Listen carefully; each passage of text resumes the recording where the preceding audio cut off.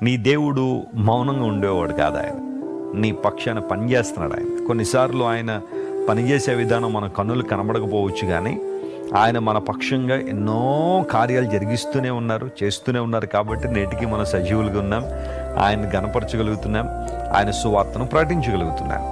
అయితే ఆ మాట అయిన తర్వాత దేవుడు మాట్లాడుతూ, ఎవరైతే తమ జీవితాలు ప్రభు చేతిలో సమర్పించుకుంటారో, ఆయన్ను గణపరుస్తారో, సియోనులో నివసిస్తారో, అలాంటి వారు దేవుని చేతిలో ఒక మహిమగల కిరీటంగా ఉంటారు. ఒకప్పుడు మన బ్రతుకులు అంత మంచివైతే కాదు, ఒకప్పుడు మన జీవితాలు దేవుడు మెచ్చే జీవితాలు కాదు. పాపంలో పడి చెడిన మన జీవితాలు, అపరాధముల చేత నశించిపోతున్న మనలను యేసుక్రీస్తు ప్రభు వారు వెదకి రక్షించడానికి లోకానికి వచ్చారు. యేసు ప్రభు సిలువలో మనందరి కోసం తన ప్రాణాన్ని అర్పించారు.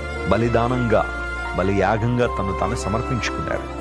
ఆయన తను తాను సమర్పించుకున్నారు కాబట్టే, పాపక్రయధనాన్ని చెల్లించడానికి ఇష్టపడ్డారు కాబట్టి ఈనాడు మనకు రక్షణ లభించింది.